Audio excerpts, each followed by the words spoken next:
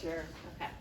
So this is my good friend, a fellow scholar and biographer, and Jack London scholar, and so many more things. Also a cold water swimmer, right? She swims in the bay. Oh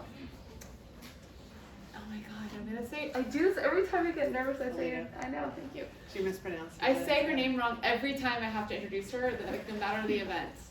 Alete George, and she's written an incredible biography about Ina Coolbrith, and she will be talking to you about her life and her poetry. But I want you to be formulating wonderful questions to ask her after she's done speaking.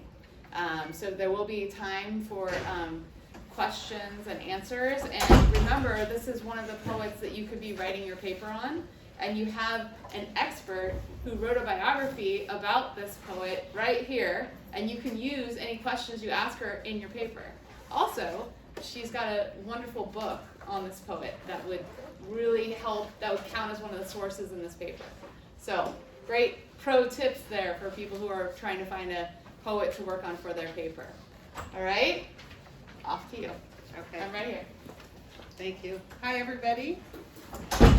Let's all give her a warm welcome.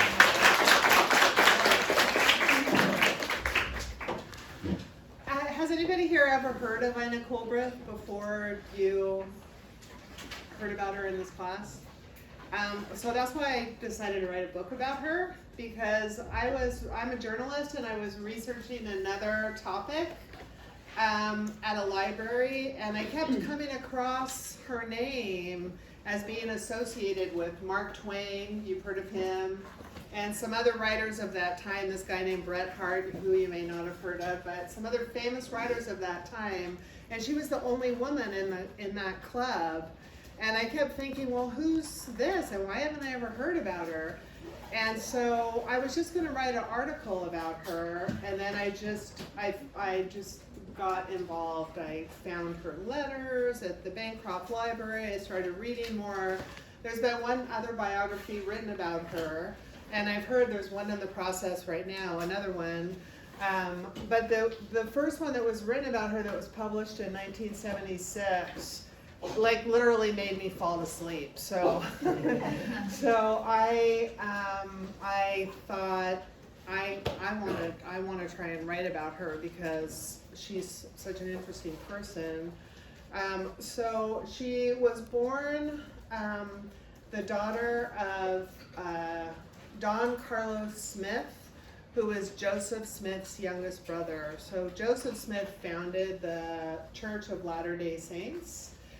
And so she was raised in the very, very early years of the Latter-day Saints, or Mormonism, as you may have heard about it. And her dad died when she was really young. And her mother was sealed, that's what they call it, sealed. And she was she was Joseph Smith's sixth wife. He eventually had, I believe, 32. She was, Ina's mother was the sixth. And so she had this basic background of living as a Mormon in Nauvoo, Illinois. Then what happened was Joseph Smith died, and then Ina's mother remarried, and then with her new husband, they came out to California on the Overland Trail. And basically, Ina walked, because when you hear of people coming to California during that time period, they walked because, it's not like they're paved roads, they're gutted roads. So if you're on a wagon walking to California from Illinois, you're basically walking aside the cabin, aside the wagon. So she basically walked to California. She was about 10 years old at the time. And while she was on the wagon, she discovered poetry. Her stepfather had some books in his law library, and she read Shakespeare and she read Lord Byron, and she fell in love with poetry under open skies on her way to California. And she couldn't write yet, but she could make up poetry in her head. And so she recited the poetry that she made up to her dolls. She would line them up and recite what she had made up to her dolls. So then she came to California, and I'll just like kind of skip through. She lived in San Francisco. They lived in San Francisco for a while, and then she ended up in Los Angeles. And by this time, she was 15 years old, and she was reading and writing, and she published her first poems at 15 years old in the Los Angeles Star. And so her first published poems were at 15 years old. And they were picked up by editors around the state and reprinted, and she became quite famous. Well, not famous at that point, but well known among, certain circles. And then she married this dude who was a real jerk, and it turned out that he was abusive, and the marriage didn't go well. He was part-time actor, part-time iron worker, and he went off to San Francisco with his acting troupe, and when he came back, yes? Sorry, I was just wanting to, she married him at 15 or? No, she was 16. Oh. Yeah. And he was? They married young. His name? No, he was how old was he? Oh, how old was Robert Carsley? Older. Oh yeah, he was older. I want to say he was 25. Not like, he wasn't like 40. But you know what? Yeah, you're right, he's only 10 years old. It's so creepy. It's so creepy. Yeah. So let me just go back one thing, because there was one thing I wanted to read to you, and that Ina was really feisty for the time, and she stood up for what she believed in, and that was unusual for women, especially Mormon women at that time. And she was being courted by her cousin, a Mormon, and the Mormons were practicing polygamy at that time, and he wanted to marry her, and she said no, because she didn't believe in polygamy. And they were exchanging letters, and this is what she wrote him. She said, "Did not Uncle Joseph Smith, the founder of the Mormon Church, himself say that it was not commanded him, but was permitted him? Is it right for a girl of 15 or even 16 to marry a man of 50 or 60? I think I see myself vowing to love and honor some old dribbling idiot of 60, to be taken into his harem and enjoy the pleasure of being his favorite sultana for an hour, and then thrown aside whilst my godly husband is out sparking another girl, in hopes of getting another victim to his despotic power. Pleasant prospect, I must say. This, Joe, this is of God, is it? No, never, never, never." So she resists that marriage proposal, and she ends up falling in love with this handsome iron worker actor guy, who goes off to San Francisco. She has a baby. The baby's kind of a mystery when it died, but they had a child at some point. He goes off. When he comes home, she's living in her mom's house, and he heard on the train that Ina was cheating on him. So he came to her house, at her mother's house, and started banging on the door and forced his way into the house. And he had weapons with him. He grabbed scissors, and he was calling her all kinds of bad names, and accusing her of infidelity. And they managed to get the scissors away. Then he would grab a knife from the kitchen, and he was threatening to kill her.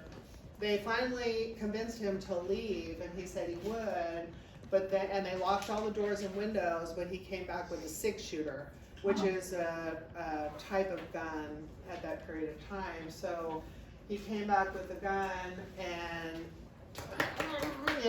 and so they were hiding from him. And then Ina's mother came out the door and started to run for the camp that was next door. This was during the Civil War, and Los Angeles had a Union Army camp in the town. So her mother was running, and Ina was concerned for her mother, so she started running after her mother, and Carsley took aim and pulled the trigger and tried to kill Ina. and he missed, but her mother heard the bullet whiz by her head. And then he went and grabbed her by the hair and was starting to drag her through the street. And then her stepfather had I'm forgetting the name of it right now, someone tell me, the kinds of guns they had back then with it had a blade on it? Bayonet? Bayonet. Yeah, he had a Probably just some kind of bayonet. rifle. What? Probably just some kind of rifle. Yeah, but he could shoot it. So anyway, he shot at Carsley and shot off his hand. Probably a Winchester. And Yeah. and then, so Carsley went off to jail, and he got his hand bandaged, but he continued to harass Ina with a bandaged hand, standing in front of the house, calling her names and stuff like that. So she and her family left Los Angeles, and they moved to San Francisco. She was 21 years old, and she changed her name when she moved to San Francisco. Her name before she left was Josephine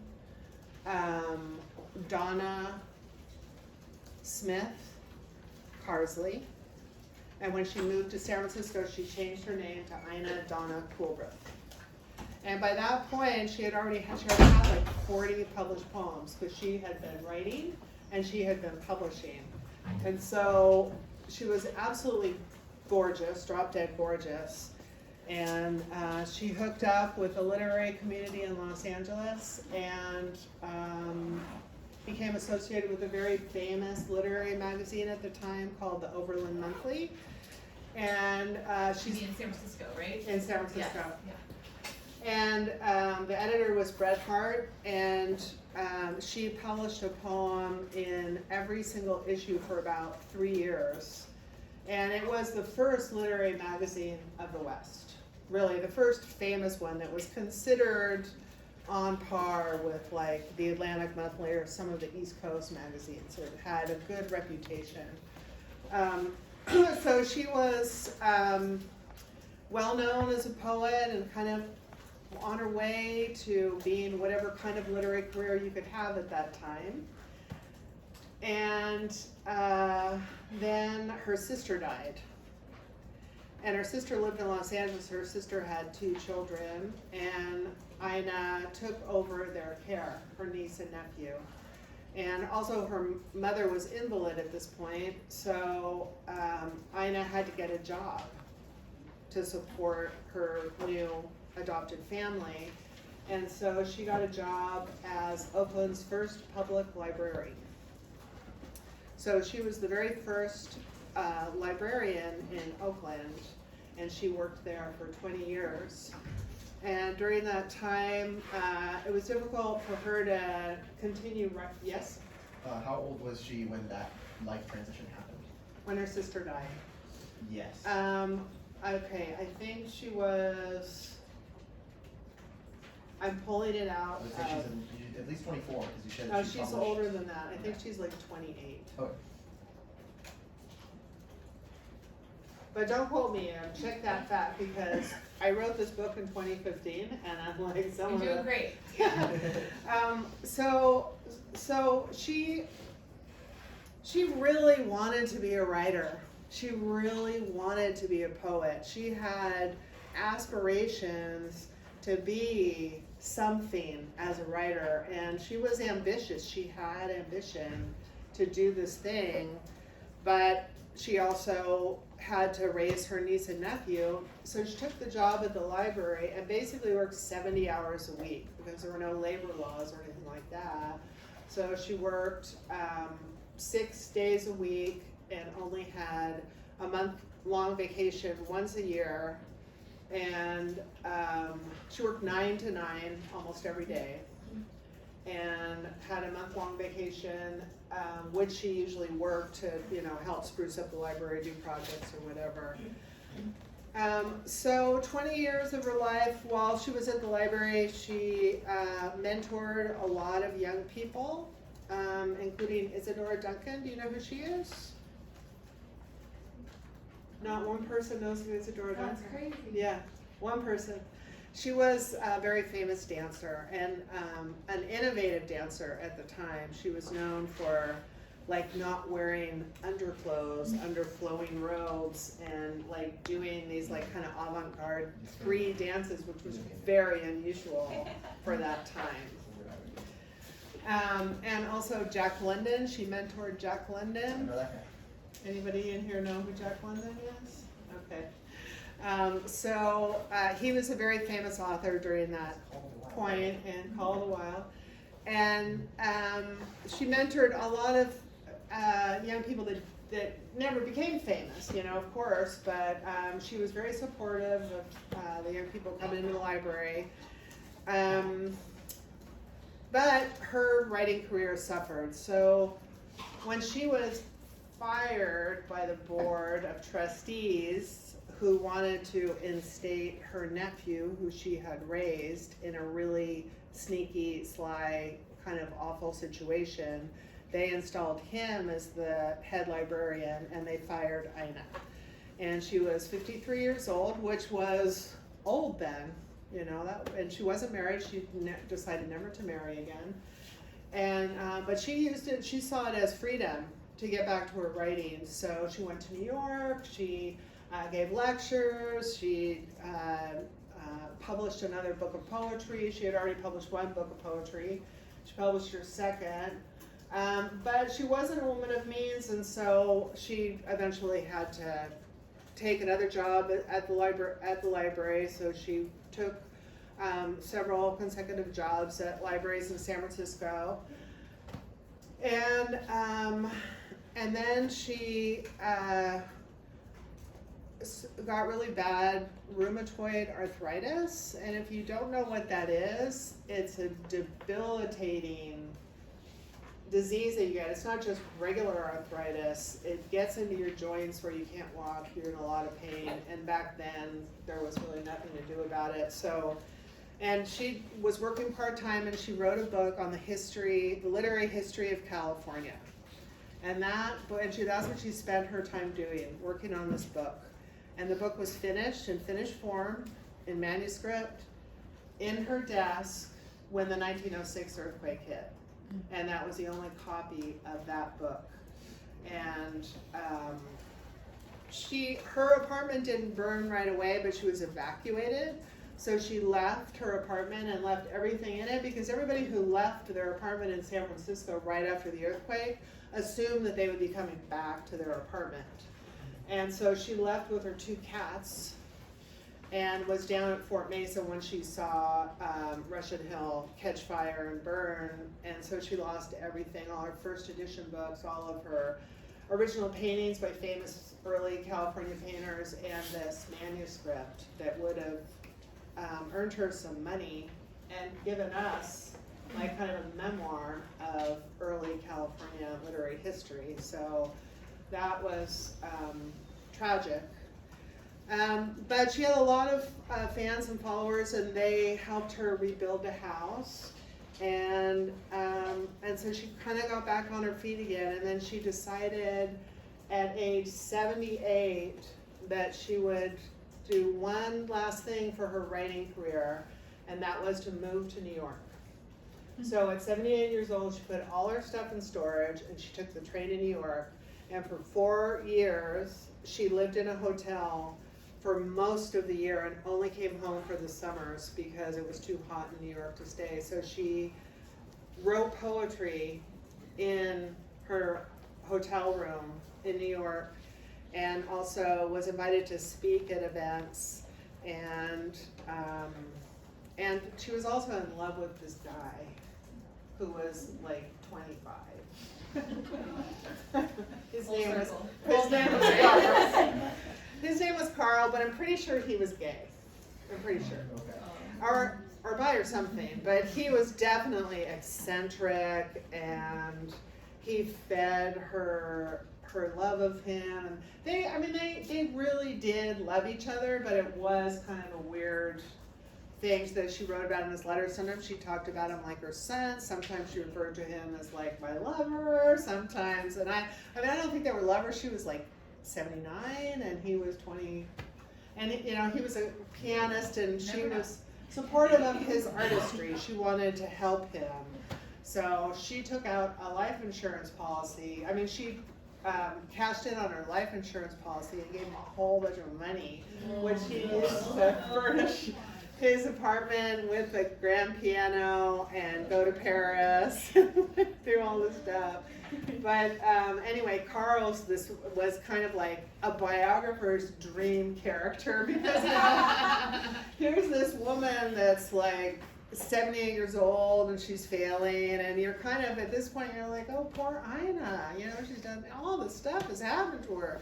And then she gets to be 78, and then there's Carl, who's like totally eccentric and artistic and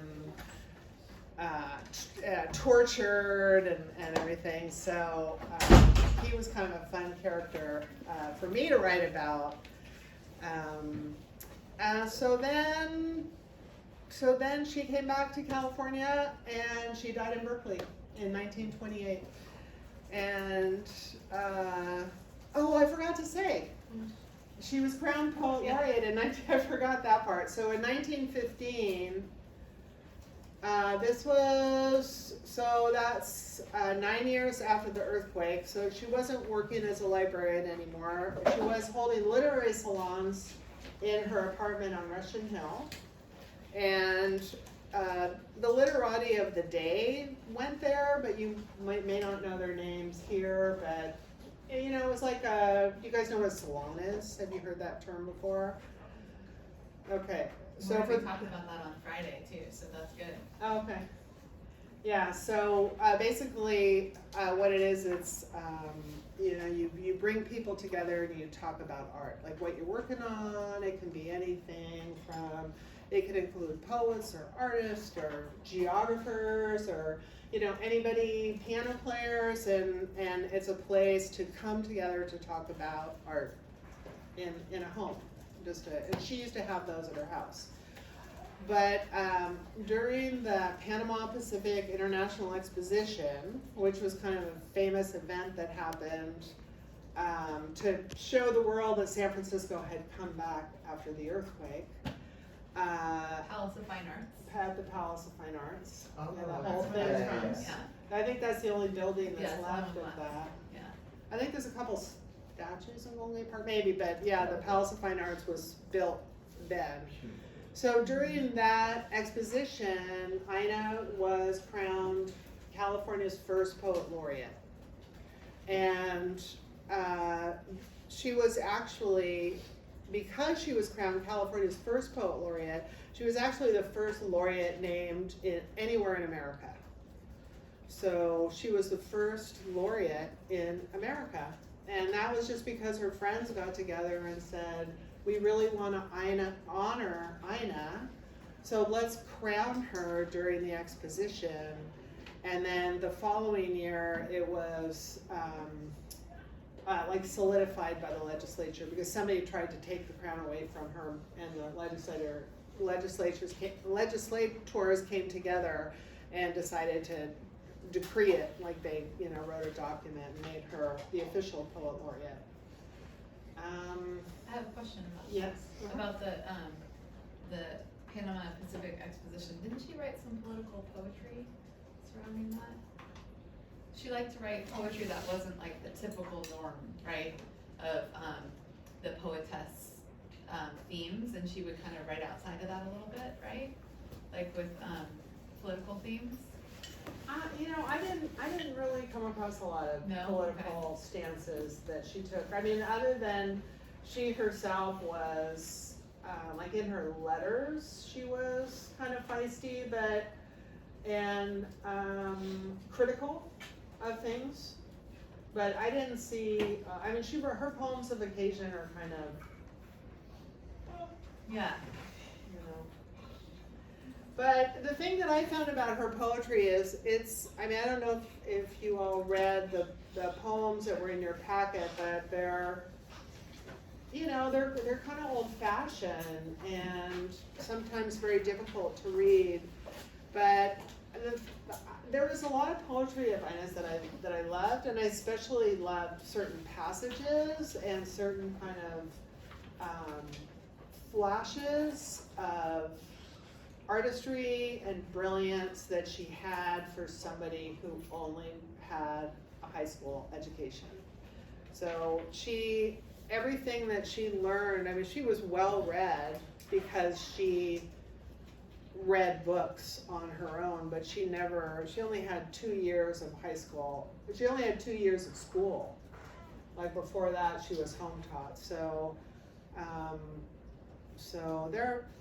I can appreciate some of her poetry. Some of it I thought was, really old fashioned and hard to read, but you might find some things that you like about her poetry, even though it's a little bit old fashioned. So what else? Oh, so if you want to visit, there are some places that like little mini monuments about Ina. There's a beautiful little park in San Francisco called the Ina Coolbrith Park on Russian Hill. It's a sliver of a park that's really steep, and you get great views of the bay and the East Bay.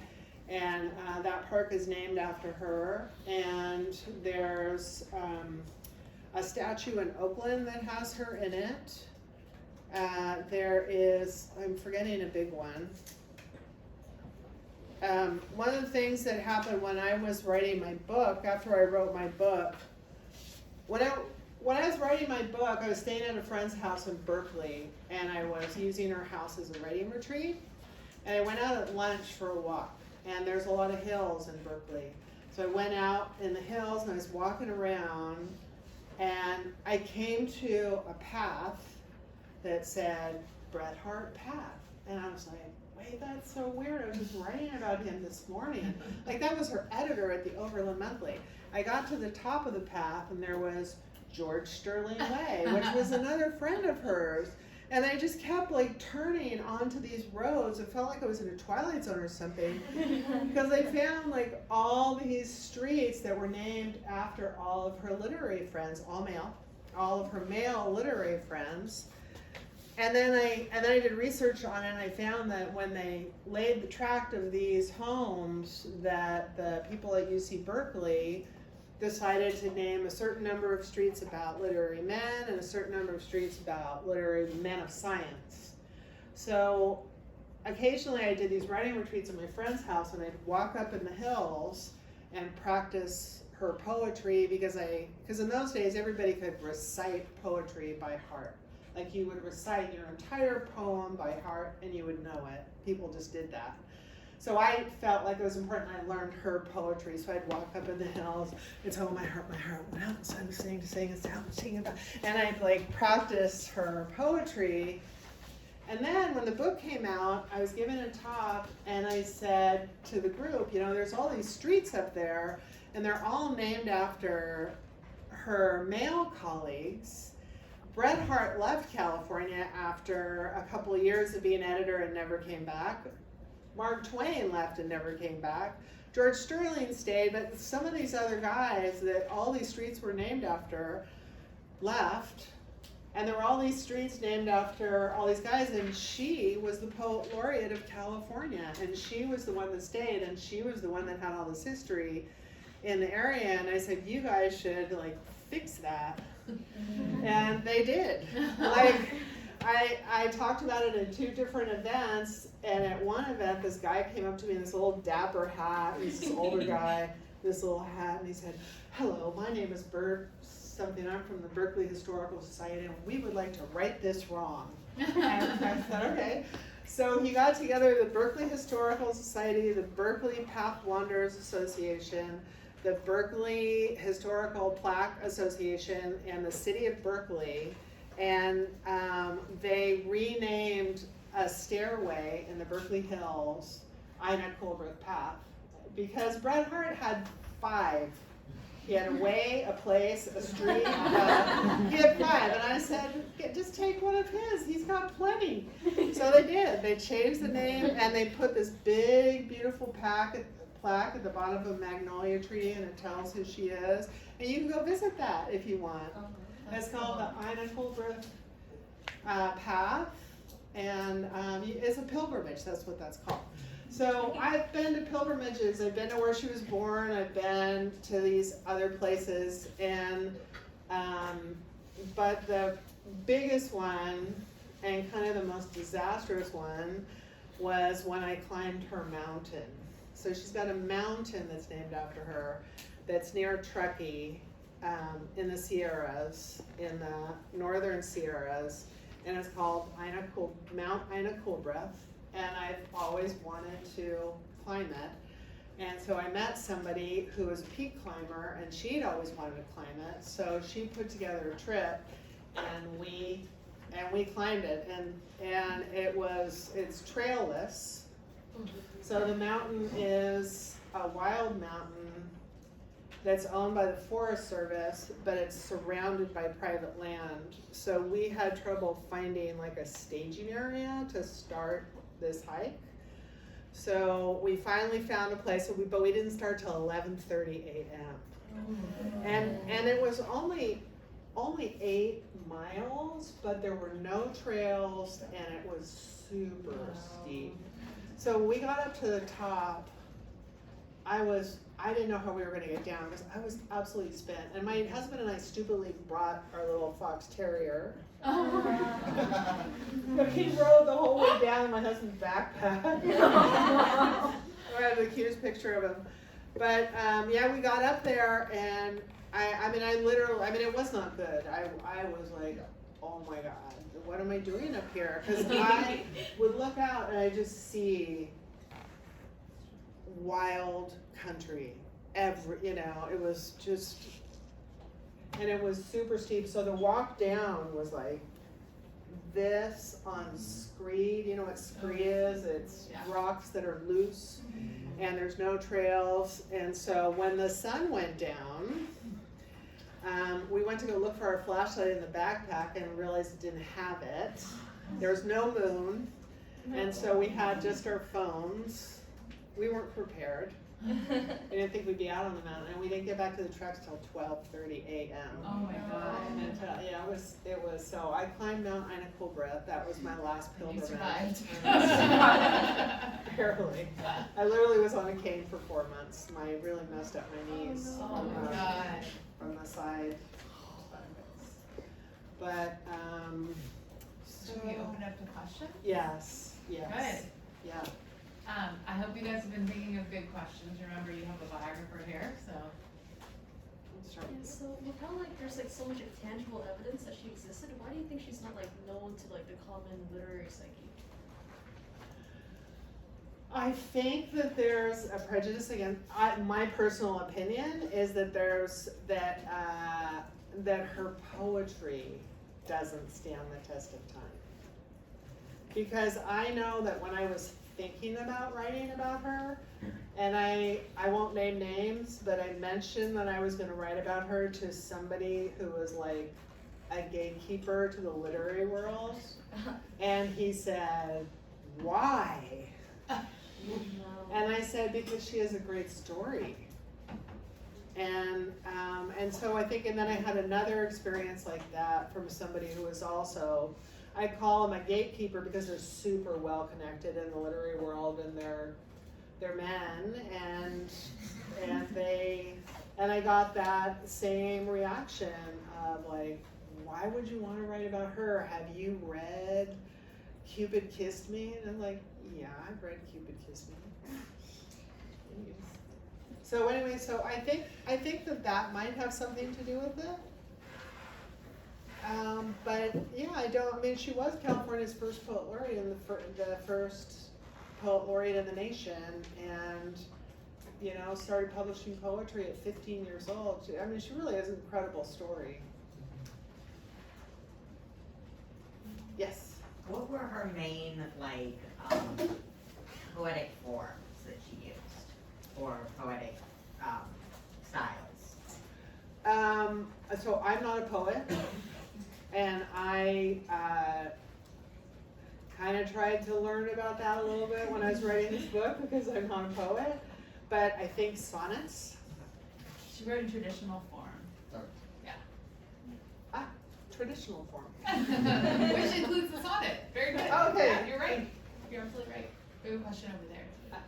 Okay, where? Oh, hi. So, because she was raised like in Mormonism, was there ever any bias later in her life because she had that earlier association, especially like with, you know, like 19th century associations of Mormonism and like criminality? She hid it. Oh, okay. Nobody knew she was a Mormon until she died. When she changed her name to Ina Coolbrith, she left behind the Smith part of it. And the general, like if you read her Wikipedia page and you read like the, you know, short biographies about her in books or encyclopedias or whatever, it says that her mother was the one that didn't mention her Mormonism and that she disavowed the Mormon church before they came to California. But that's not actually true. When they did move away from the church, but when they were in San Francisco, they visited with Mormon friends, they went to prayer meetings, they sang. When she moved to Los Angeles, she went to San Bernardino, which is the biggest Mormon community outside of Utah at that time, and she stayed with friends. She was communicating with Mormon family members. And I propose in my book that the reason that she changed her name and married a non-Mormon and pulled away from the Mormon church was after the Mountain Meadows massacre.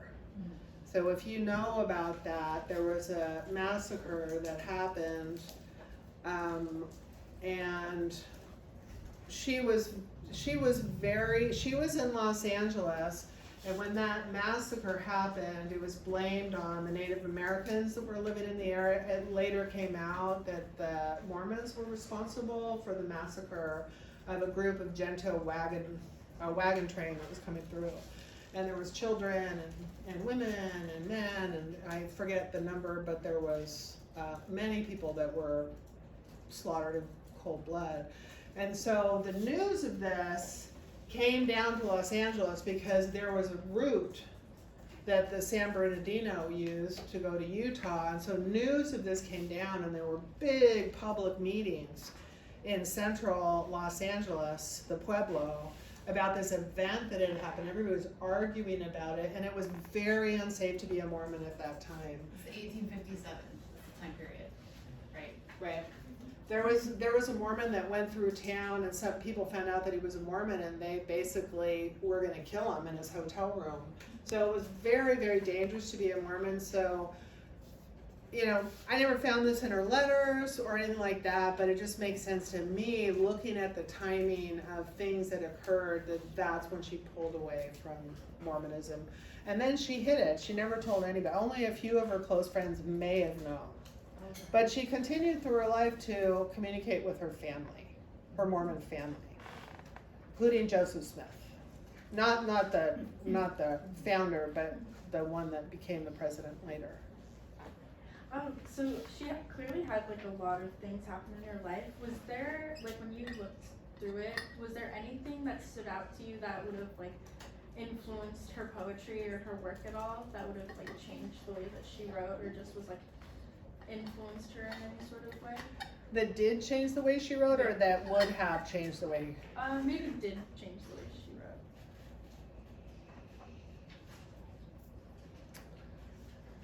wrote. When she first came to San Francisco and her early poetry with the Overland Monthly, when you read those issues of Overland Monthly, because you can go look at them and you can see there were like 3 or 4 poems in every issue with other essays and art and stuff. And you would read the other poetry and you would just think, there's nothing in that for, me, right? Like it kind of seems old. And then you would get to her poetry and it would just jump off the page. For me, like at that time, her poetry was really fresh, and a lot of it was really raw because she was in a lot of pain from what happened in her marriage, because it's complicated, right? When you have an abusive husband and you lost a child, there's still love there, there's still regret, there's still sleepless nights of trying to figure out what happened with this guy that you loved, that it would turn this way. And so she was depressed and in a lot of pain, and a lot of her poetry at that time was really fresh. And then after that period of time, and things started to fall apart. My chapter about that is called Unraveling. Things just started falling apart for her, and I think she was kind of phoning it in a little bit, you know, like her poetry just wasn't as honest. I don't know if that answers your question. That's good. She has that beautiful poem, right, about losing her child. Yeah. Yeah. Yeah, she also wrote a beautiful poem about her sister dying called Beside the Dead. Right. Yeah, but yeah, she did have that poem. I was just curious if you knew when she lived in New York, if she stayed in a notable hotel at the time. Do you know where she stayed? Yeah, I do. I can't remember it right now, but she stayed in the same hotel for 3 years, and then the last year there was no room available. It was near Times Square. I forget the name of it, but it's in my book. But it's not anything. I tried to go there. I mean, I did go there. I found the hotel where she stayed, and you know, just walked in. It's like, hey, this is where Ina Coolbrith lived. Like, whatever. Yeah. Can I help you? You need room. But yeah, it was, you know, she didn't have any money, so she took one meal a day. She made her own coffee in the morning. She wrote poetry. Was there like significance or reasoning behind the name that she chose when she changed her name? Like, was there a specific reason for it? Well, her given name was Josephine, and so there is some people call her Ina because of the Josephine, but it's actually Ina, and I tried to get to the bottom of that and prove, and I actually wrote an opinion piece about it for the San Francisco Chronicle, and I come down on the Ina side, but because her family called her Ina. I know that for a fact, but there's some confusion about it, but yeah, from Josephine, Ina, and Coolbrith was her mother's maiden name, and Donna was her given name. It says in like our little biography from the textbook, well, first of all, it also says that her mother was the one to renounce Mormonism too, so that's interesting that it's in that textbook as well. But it says she wrote like a first person narrative poem that was like mixed with Spanish. Was that something that she like learned on her own like later in life, or?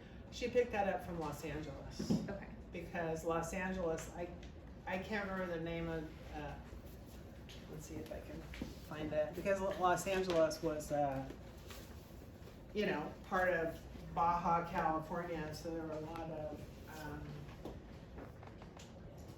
Latino people living there. But what it was called at the time, yeah, so there were,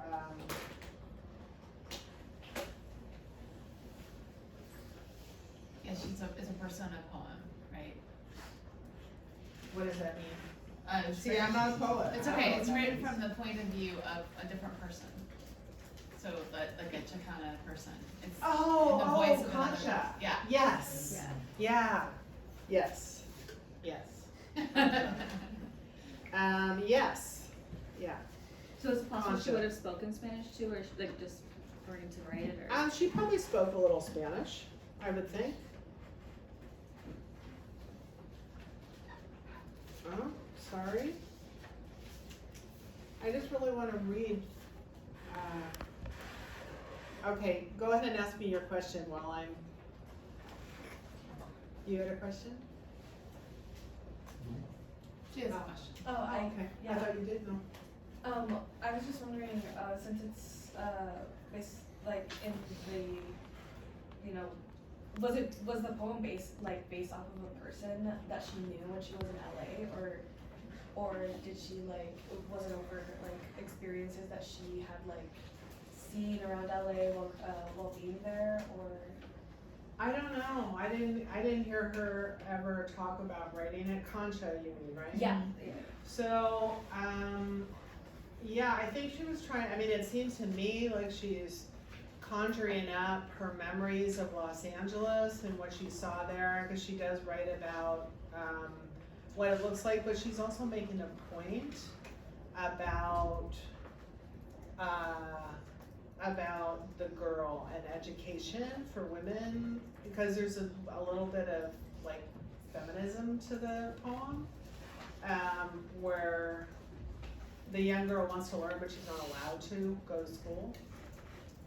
But also at the end of the poem, Ina talks about how the true thing is not really from books, but it's she says, I don't remember, something like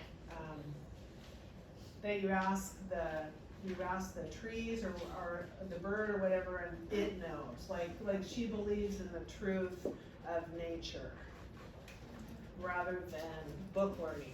There's kind of a message of that. Which is kind of like schoolcraft, right? Same idea with time, right? Sorry, I can't find it. It's okay. I wanted to find the Los We only have Angeles. about 5 more minutes left, so Okay. I'm gonna be your timekeeper. And I know that we have something exciting, right? So, let's see. Can we're gonna have a little contest here, because we have some giveaways. So if you are really excited about writing about Ina for your paper, you have the opportunity to win a biography by a famous biographer in the room. So you see, to answer a question, let's see, who are, and only answer if you want to win the books, okay, if you want to write about them. So can you name the two famous people that she helped at the library, she mentored at the library? Oh, is someone over there? Me? Yes. Isidore Duncan and Jack London. All right. Good job. You're a winner. Okay. There's one more. There's another chance to win. Okay. Let's see. Who are the 2 poets that she read on the Overland Trail? I think your hand went up first over there, or maybe you saw who went up first. You said. Oh, what I was looking in this direction though, so I can't. You were probably looking at the whole class. I was just looking in this direction. I saw her first. That was in this direction. Well, you have to get it right. Shakespeare and Byron. That's correct. Yes. And was that your answer too? Yeah. Okay. Well, I do have an extra paper back too. So. Okay, good. All right, you guys. Well, let's give her a round of applause. You guys were very attentive. Thank you. And just to give you guys an update, so you know that the paper date has been moved back. Everyone take a deep relief sigh. Right? It's actually not until next Saturday, so a week from Saturday. So what that means is we can take our time going through these poets. If after hearing this lecture you have more questions about the poetry, we will be readdressing that on Friday. Friday's session will be on Zoom, you guys, because I cannot do 3 hours of traffic to get here like I have been the last 5 so frazzled on Fridays. But we will have please do not miss the Zoom class. We're going to be talking about Louise May Alcott and Margaret Fuller, and we'll address some of if you have any questions about Ina's poetry as well. So please come with those questions, yes?